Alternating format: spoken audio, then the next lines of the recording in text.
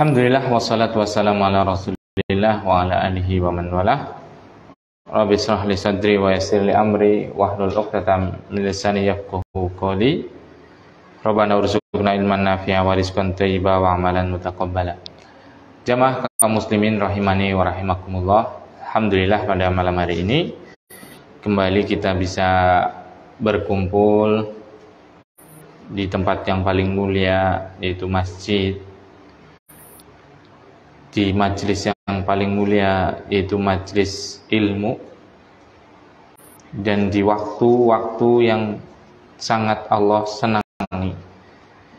Nah, pada malam hari ini seperti biasa malam Kamis kajian kita membahas tentang kitab apa? Riyadhus Shalihin min kalami Sayyidil Mursalin. Kemarin kita sudah sampai bab tobat. Apa makna tobat? Kembali. Kembali apa maksudnya?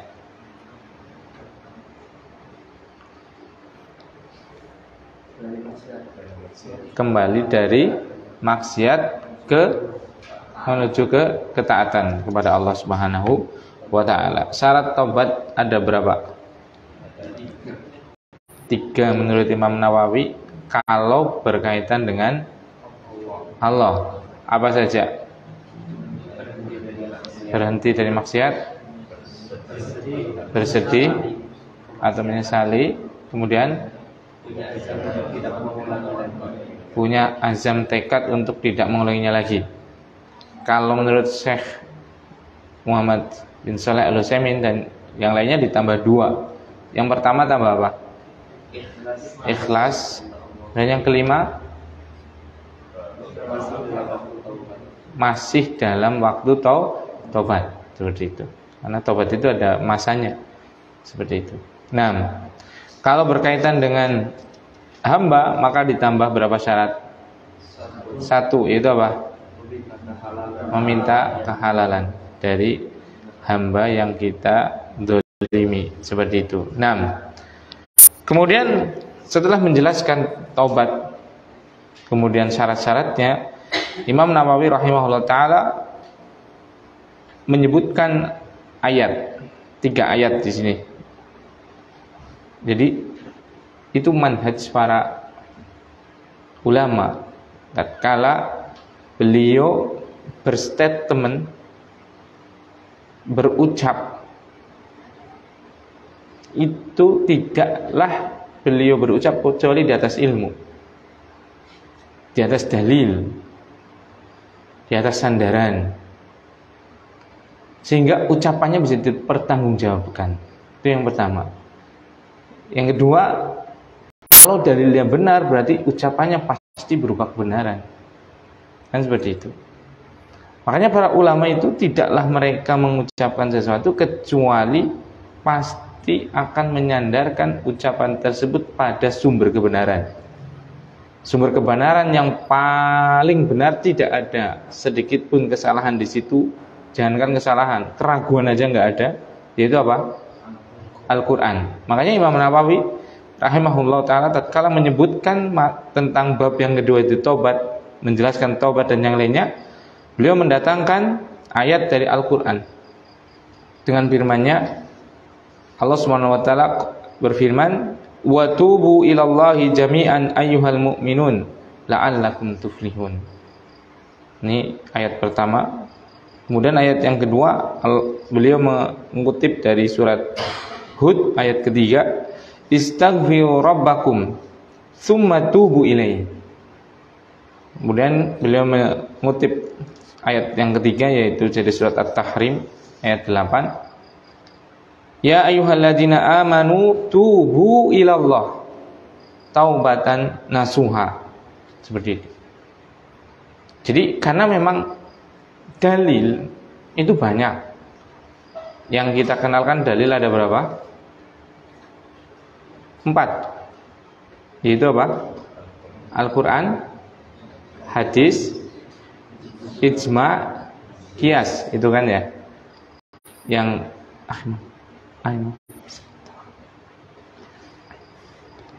yang kita kenal, yang masyhur pada kita, yaitu dalil itu kan ada 4, yaitu Al-Quran, hadis, ijma, dan qiyas, seperti itu. Walaupun nanti kalau kita belajar usul fikih itu, dalil itu nggak cuma 4 ini, masih ada yang lain. Misalnya adalah aqwalus sahabah, ucapannya para sahabat, apakah ini jadi dalil atau tidak, seperti itu. Kemudian syara' man qablana, syariat orang-orang sebelum kita, seperti itu, apakah itu menjadi dalil atau tidak, dan banyak lagi. Nah, yang masyhur yang mungkin kita pernah belajar seperti itu ada 4 tadi, Al-Quran, hadis, ijma, dan qiyas, seperti itu. Bismillah. Nah, dalil yang secara kekuatannya paling kuat yaitu ayat, yaitu Al-Quran. Karena Al-Quran itu sudah diriwayatkan secara mutawatir, jam'un ila min jam'in, jadi dari jamaah yang sangat banyak, seperti itu. Jadi kelompok yang banyak. Jadi nggak ada yang namanya ayat itu diperselisihkan, ini ayatnya sahih atau hasan atau dhaif, itu nggak ada. Ayat itu semuanya sepakat, gitu. Makanya dia sebagai dalil yang paling kuat, karena tadi tidak diperselisihkan dalam keabsahannya atau subutiyah kalau dalam bahasa fikihnya, bahasa usul fikihnya. Jadi secara subutiyah, secara keabsahannya, Al-Quran itu sudah tidak ada perselisihan. Makanya dia menjadi dalil yang paling kuat. Yang kedua adalah hadis. Karena apa? Hadis itu tadi subutiyahnya diperselisihkan, ya kan?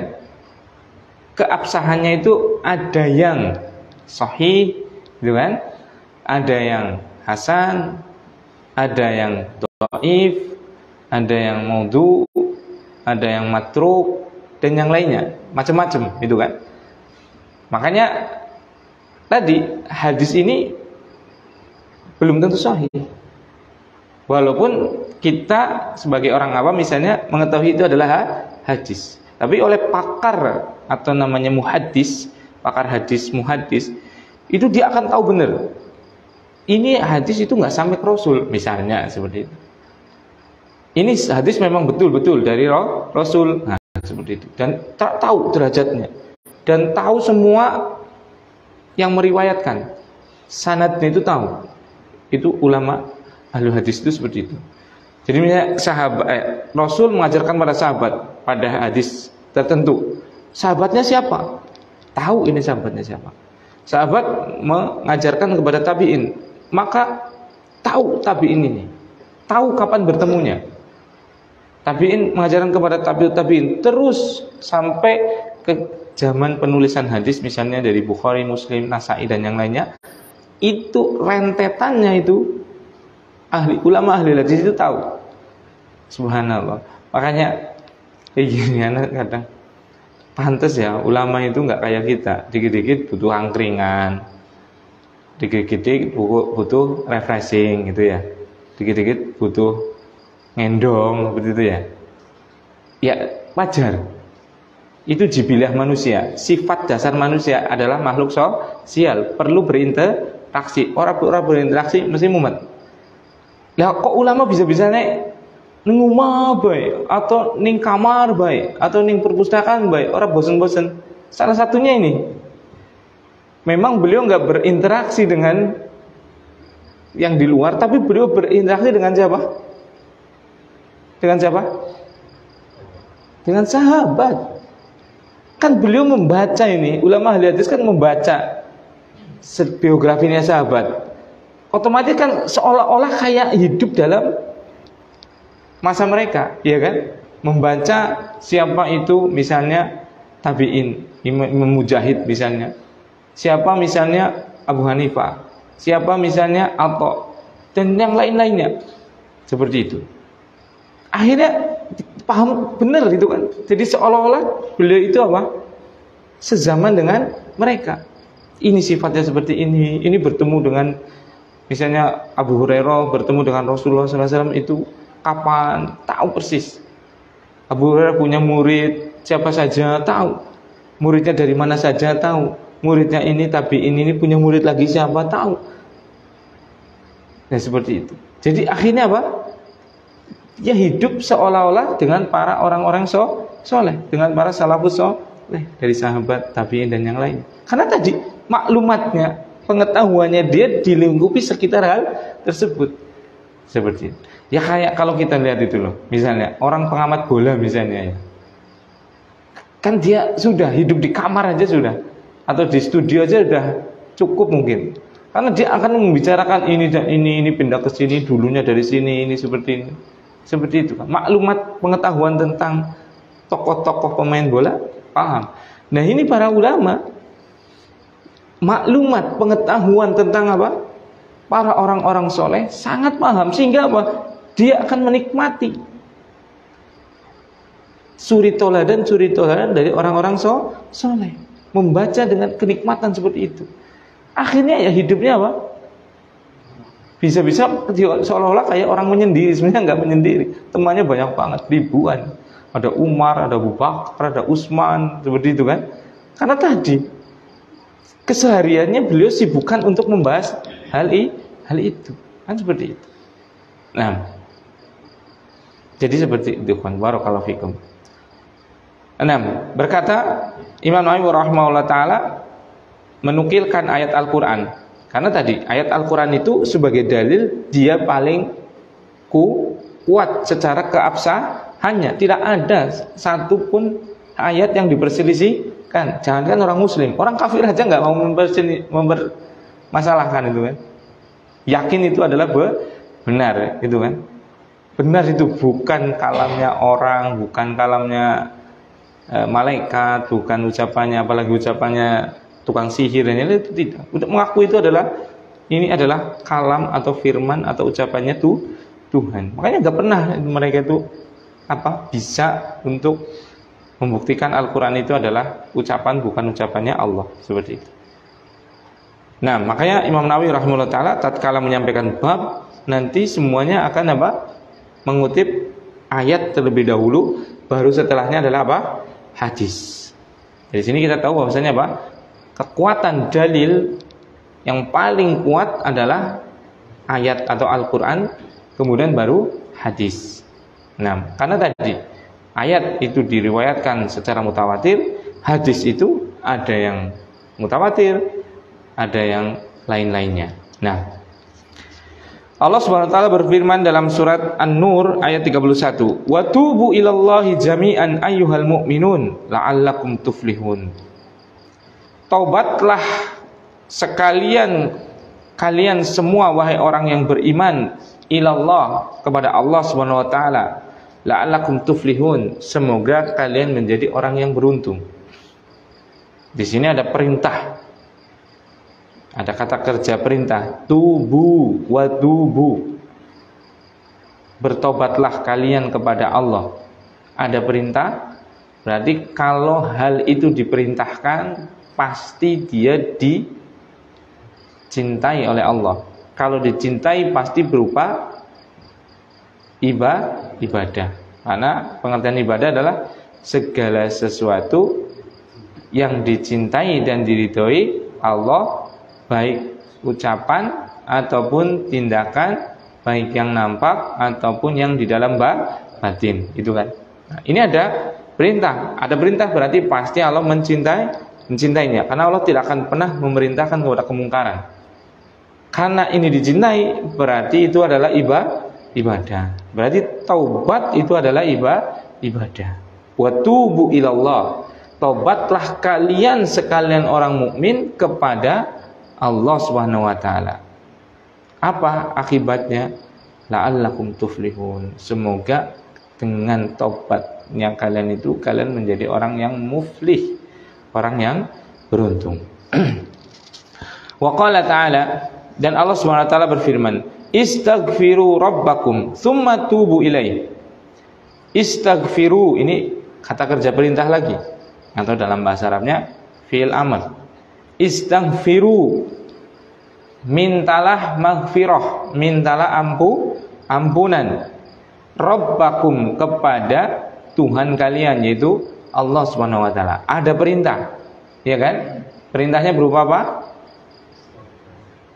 Kata perintah atau fi'il amr, berarti hal ini dicintai, buktinya diperintahkan. Kalau dicintai berarti dia adalah ibadah. Berarti istighfar ibadah atau bukan? Ibadah. Seperti itu. Ya, ibadah itu jangan kita sempitkan hanya sholat, ngaji seperti itu, nutup aurat itu. Ya itu ibadah betul. Tapi ibadah itu luas cakupannya. Apapun yang itu dicintai dan diridhai Allah Subhanahu wa taala itu adalah ibadah. Cuma masalahnya kan kita nggak bisa tahu itu dicintai atau tidak itu, kecuali dengan kita apa? Belajar, iya kan? Misalnya hal perbuatan ini dicintai oleh Allah atau tidak kan? Allah mengkabarkan kalau Allah cinta, iya kan? Di mana kabar yang Allah kabarkan? Adanya di mana? Al-Quran. Kalau nggak di Al-Quran di mana? Di hadis. Kan nggak mungkin kita misal seperti itu ya. Misalnya, ini kan musim duren, nyambit durene tanggane, itu dicintai Allah misalnya. Kita taunya dari mana itu? Kan nggak mungkin kita tahu gitu kan? Kecuali apa? Ada kabar yang mengatakan hal itu Allah cinta. Dan Allah mengkabarkannya cuma lewat dua jalan, dua wahyu, yaitu apa? Al-Quran dan hadis. Makanya semakin orang dia belajar Al-Quran dan hadis, semakin dia mengetahui hal-hal yang dicintai dan diridhai oleh Allah. Maka semakin besar potensi dia untuk bisa berbuat ibadah, iya kan? Dan pemahaman kebalikannya berarti kan apa? Semakin dia tidak mempelajari Al-Quran dan hadis, berarti semakin dia tidak tahu apa yang dicintai dan diridhai Allah. Berarti semakin sedikit dia beribadah. Seperti itu. Makanya barakallahu fikum, tidak mungkin orang itu bisa dia beribadah dengan baik lagi banyak, kecuali dia banyak datang ke majelis ilmu, banyak membaca Al-Quran, banyak membaca hadis. Seperti itu. Nah, istaghfiru rabbakum tsumma tubu ilaih, kemudian taubatlah kalian kepadanya, yaitu kepada siapa?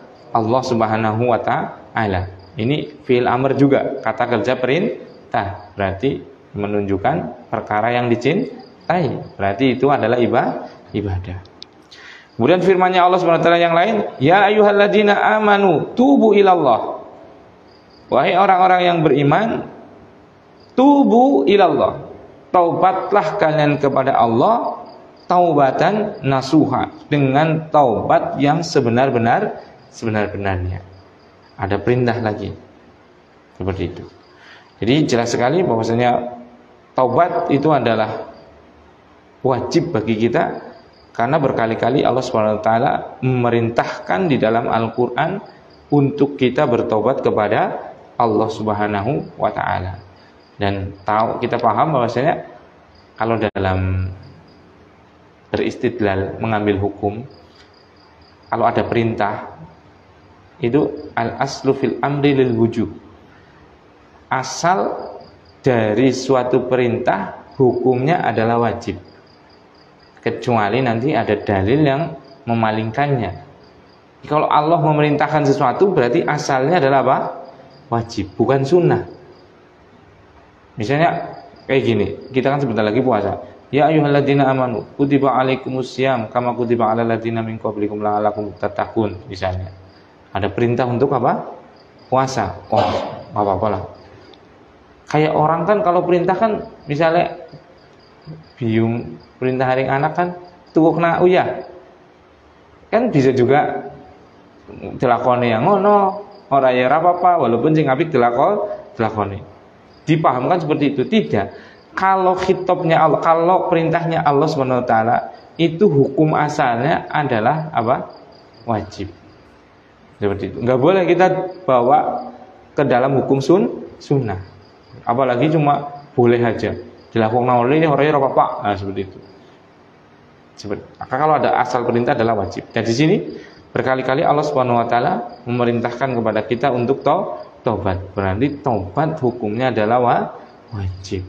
Makanya bagi saya, bagi jenengan yang masih dan memang terus-menerus salah, itu harus senantiasa bertobat. Kalau nggak tobat berarti apa? Dosa. Karena tobat itu hukumnya apa tadi? Wajib. Melakukannya mendapatkan pahala, meninggalkannya mendapatkan dosa. Berarti kita tidak bertobat, berarti kita senantiasa berdosa kepada Allah Subhanahu wa taala. Subhanallah, ngeri banget itu. Selama kita tidak bertobat dari kesalahan kita, selama itu pula kita apa? Berdosa. Jadi jangan pikir dosa kita itu kalau kita mencuri atau berzina atau mabuk atau berjudi dan yang lainnya. Kita tidak bertobat dari kesalahan kita, itu berarti dihitung sebagai apa? Dosa. Belum bertobat, itu senantiasa kita dicatat sebagai orang yang berdosa. Kenapa? Karena hukum tobat aslinya apa? Wajib. Kan seperti itu. Enggak tobat berarti apa? Dosa. Kalau tobat berarti apa? Berpahala, iya kan? Karena wajib.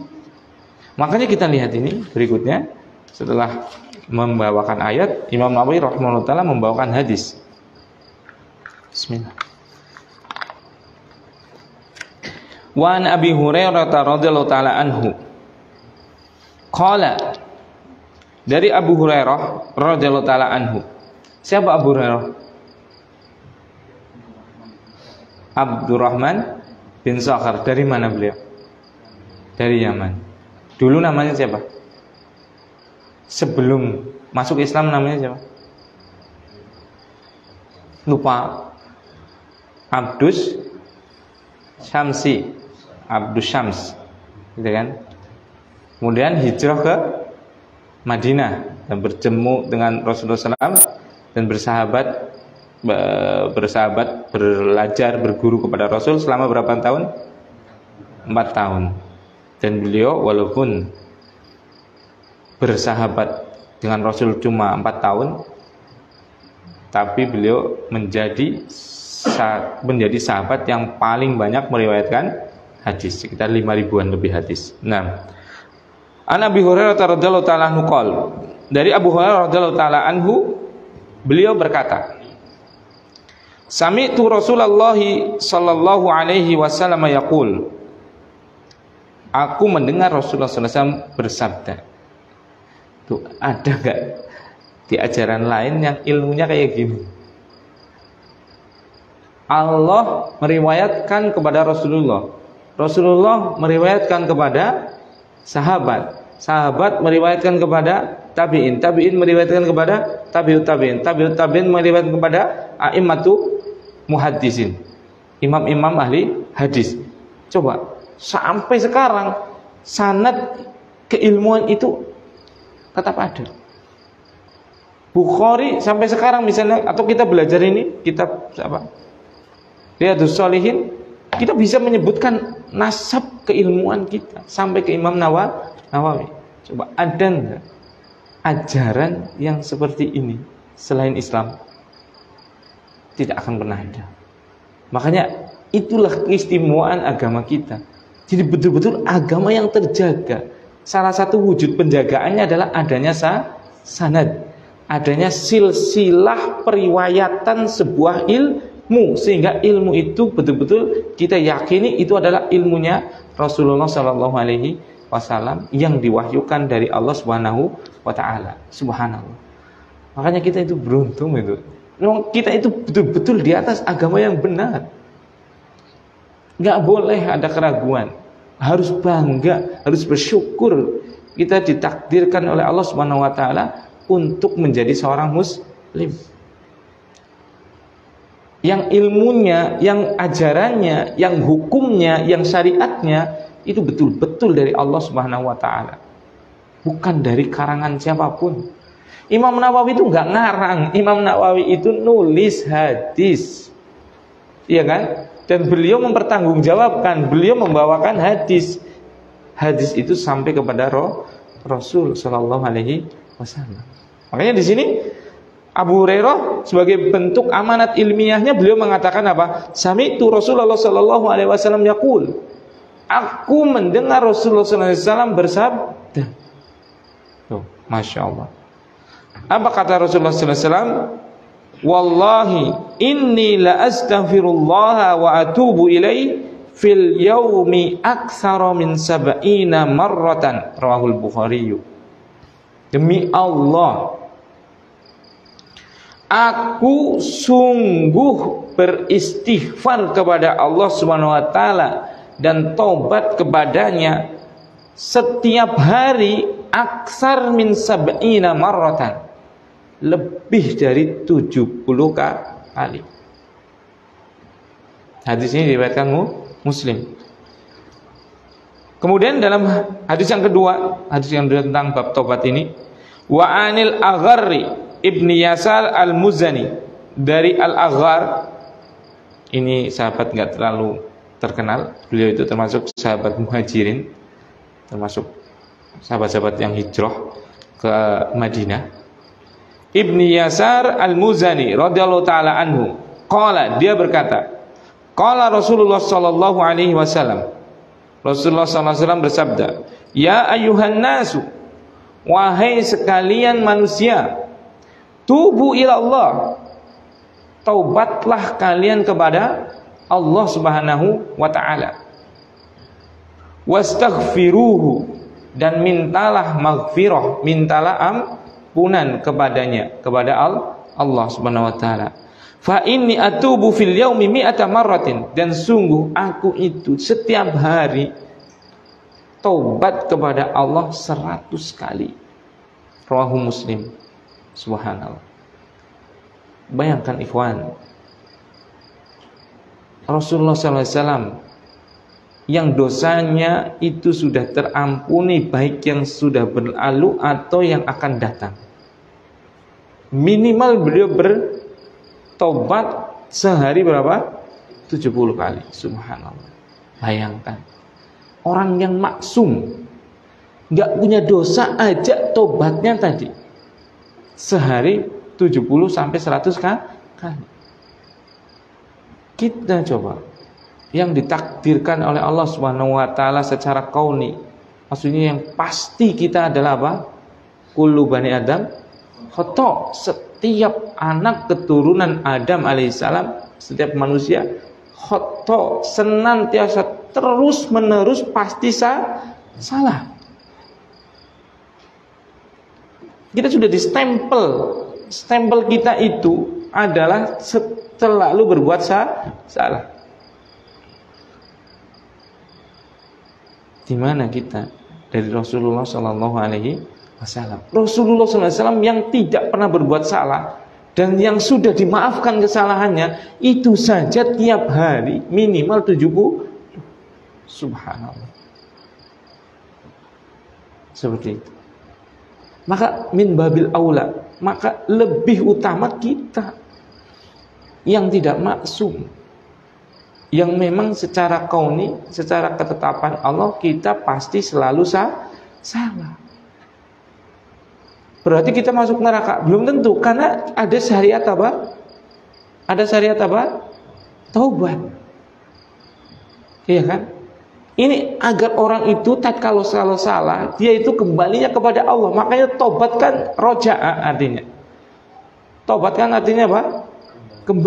Kembali dari kesalahan kepada Allah Subhanahu wa ta'ala. Itu.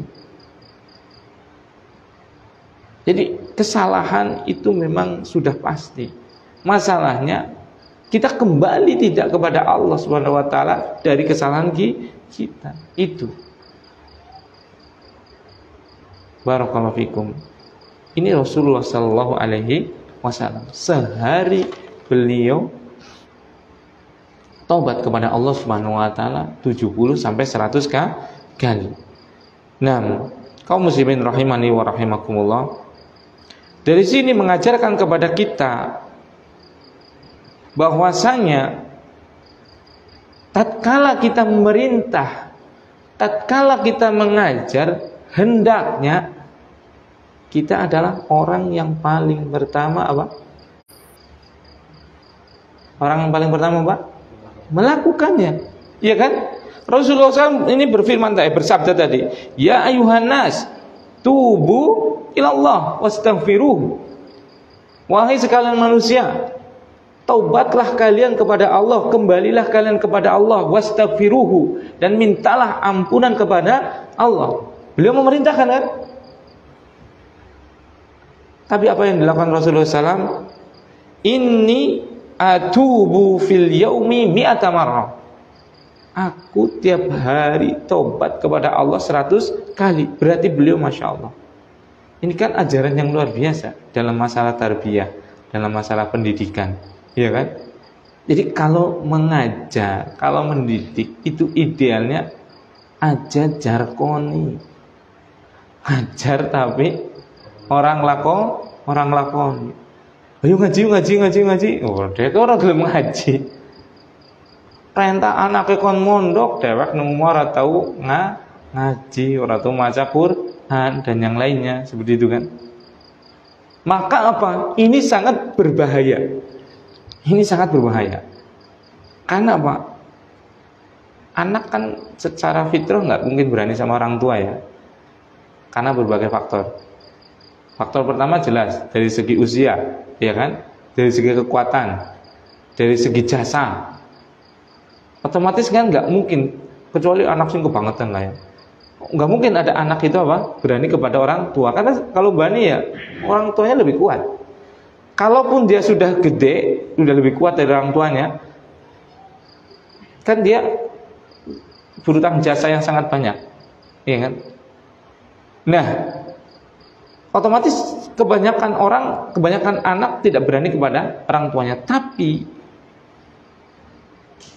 bisa jadi dia itu nggak berani di depan, tapi berani di mana? Di belakang. Ning omah subhanallah kayak malaikat. Manut enggak enggih. Karena apa? Wedi karo bapak biunge. Ning jaba. Oh. Kayak disensor. Seperti itu. Orang umum seperti itu. Kenapa? Bisa jadi karena ini. Tatkala orang tua mentarbiyah anaknya, dia cuma merintahkan atau melarang, tapi merintah malah dia nggak melakukan, melarang malah dia yang melakukan. Akhirnya anak ini di rumah akan mungkin itu kan nurut. Kenapa? Ya kayak tadi, takut. Kenapa? Karena maras pokoknya de sangoni, ya kan? Dan yang lain sebagainya. Tapi tatkala di luar, dia lampiaskan. Lah wong tuane ora tuh salat ora perintah nyong salat. Ora tuh maca Quran perintah nyong maca Quran. Melarang nyong aja udut dhewek kepas kepus. Seperti itu kan. Akhirnya nang buri nang sekolahan bal. Nang wata blas ora wani udut, tapi nang sekolahan bul. Seperti itu. Kenapa? Tadi kita memerintahkan, tapi kita juga orang pertama yang meninggalkan. Kita melarang, tapi kita orang pertama yang mengerjakan. Itu akan mengajarkan kepada anak kita atau apa? Murid kita atau santri kita menjadi apa? Orang yang munafik. Di depan menampakkan seperti ini, tapi di belakang menampakkan yang lain. Makanya kalau kita mau apa? Mengajarkan kepada anak kita Idealnya ya, walaupun nggak harus seperti itu ya. Idealnya kita adalah orang yang paling pertama mengamalkan. Kita menginginkan anak kita seperti apa, maka kita berusaha untuk menjadi apa? Apa yang kita inginkan terhadap anak kita. Misalnya kita pengen anak kita menjadi penghafal Al-Quran. Maka kalaupun kita karena udah keterbatasan kesibukan dan yang lainnya, minimal kita buka Quran. Jadi anak kita tahu, kasihan ya bapak saya aja yang baru bisa baca sekarang, masya Allah, di sela-sela kesibukannya dia baca Quran dan yang lainnya, iya kan? Walaupun kita selaku orang tua masih belajar Iqra, nggak ada masalah, karena itu yang akan dilihat kan, seperti itu. Dan anak akan memakluminya. Ya maklumlah bapak urung tenganu. Kenapa? Karena ya dari dulu sibuk, tapi sekarang ada usaha, kan seperti itu. Beda tatkala kita menyuruh ini menyuruh itu, dewek ongkang-ongkang dan yang lainnya, seperti itu. Maka ini akan mengajarkan secara tidak langsung tapi sangat mendalam berupa kemunafikan. Seperti itu. Nah, makanya Rasulullah SAW ini gurunya guru. Walaqad kana lakum fi Rasulillahi uswatun hasanah liman kana yarjullaha wal yauman akhir. Sungguh bagi kalian pada diri Rasulullah SAW itu ada suri teladan yang baik. Ini tatkala Rasulullah SAW memerintahkan, ya ayuhan nas tubu ilallah wastaghfiru fa inni atubu ilallahi fil yaumi mi'ata marratin. Itu. Iya kan? Ini bukan Rasulullah SAW lagi pamer, tidak. Di sini ada pelajaran yang sangat bagus. Bahwasanya kalau kita ngajar, hendaknya kita menjadi orang yang memberikan contoh. Dan barakallahu fikum, mengajar dengan menjadi tauladan, atau dalam bahasa fikihnya itu adalah at-tadris bilisanil hal, ngajar dengan sikap, dengan contoh langsung, itu lebih jauh mengena daripada dengan ucapan-ucapan. Misal kita pengen mengajarkan kepada anak kita agar dia orang yang rajin, semangat dunia akhirat, maka kita itu pagi-pagi sebelum subuh udah mandi misalnya. Habis subuh habis mandi subuhan. Habis subuhan buat dikiran, baca Quran atau yang lainnya. Habis itu ke sawah atau kerja ke pasar atau ngajar. Itu jangan dikira anak-anak kita itu nggak belajar dari itu. Justru itu yang paling mengena kepada anak kita. Karena apa? Karena itulah yang dilihat. Makanya mengajar dengan lisanul hal atau dengan perilaku itu jauh lebih baik daripada kita mengajar dengan sebatas ucapan. Mengajar dengan ucapan bagus nggak? Ya bagus, tapi lebih bagus dengan suri tola. Dan makanya tadi Allah SWT tatkala mensifati Rasulullah SAW itu laqad kana lakum fi Rasulillahi ta'liman hasanan atau uswatun hasanah. Uswatun hasanah. Apa uswah? Tauladan, ya kan? Tauladan yang baik, bukan pengajaran yang baik, bukan. Ada uswah, karena uswah itu adalah salah satu turuk tadris, salah satu metode dalam mengajar, yaitu menjadikan suri tauladan, menjadi contoh terlebih dahulu. Itu. Dan kenapa kadang kita gagal dalam mengajar baik anak kita, murid kita, santri kita, atau masyarakat kita? Karena tadi kita tidak menjadi contoh seperti itu. Akhirnya kayak kanan ngomong toh jebulanin kayak kayak. Nah seperti itu kan, hancur sudah, iya kan? Kepercayaan aja sudah tidak ada pada anak kita, santri kita, murid kita, masyarakat kita, gitu kan? Ngomong tok atau perintah tok seperti itu dia. Ya berbusa-busa. Omongan kita itu seperti buih. Kelihatannya itu masya Allah gede, tapi ringan sekali, tidak memiliki bobot. Tapi banyak orang yang apa? Sedikit bicara, tapi apa? Dicontoh. Apalagi kalau sudah bicara sedikit aja sudah jadi kesepakatan mungkin. Seperti itu. Karena apa? Beliau sudah menasihati kita dengan apa? Akhlak dia, dengan apa? Keteladanan dia. Ini yang ada pada Rasulullah SAW.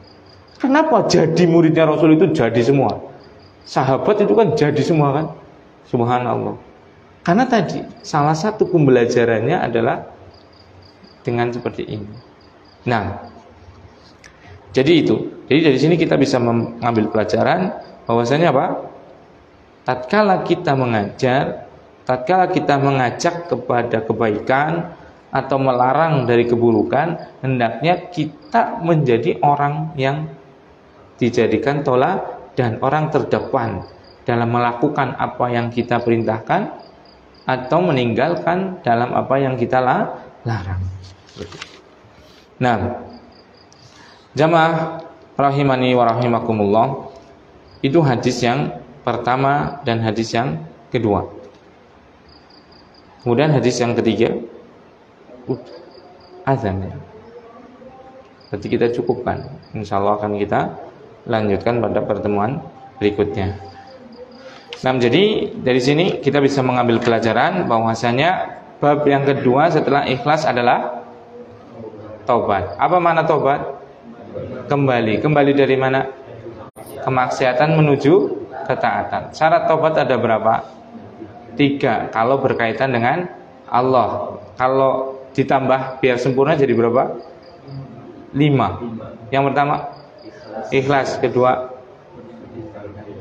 meninggalkan atau berhenti, yang ketiga menyesal, yang keempat bertekad untuk tidak mengulangi, yang kelima masih dalam waktu taubat. Kalau berkaitan dengan hak hamba ditambah 1, meminta kehalalan.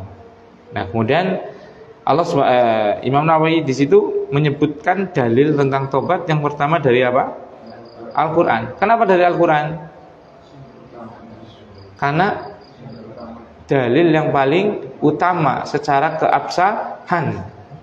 Kemudian yang kedua dari apa? Hadis. Hadis di sini tadi bahwasanya menyebutkan Rasulullah SAW itu taubat tiap hari berapa kali minimal? 70 sampai 100 kali. Dari sini juga mengajarkan wajibnya taubat, berarti taubat itu wajib. Kalau kita nggak taubat berarti setiap hari kita berdosa. Kemudian yang kedua, kalau kita mengajarkan atau memerintahkan, hendaknya kita menjadi orang yang pertama melakukan. Nah, sebelum ditutup, barangkali ada pertanyaan, silakan. Kalau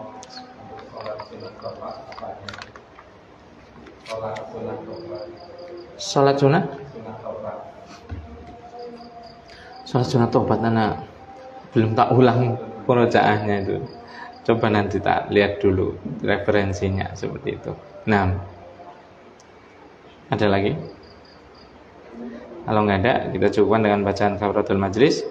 Subhanakallahumma wa bihamdika asyhadu alla ilaha illa anta astaghfiruka wa atubu ilaik. Assalamualaikum warahmatullahi wabarakatuh. Waalaikumsalam.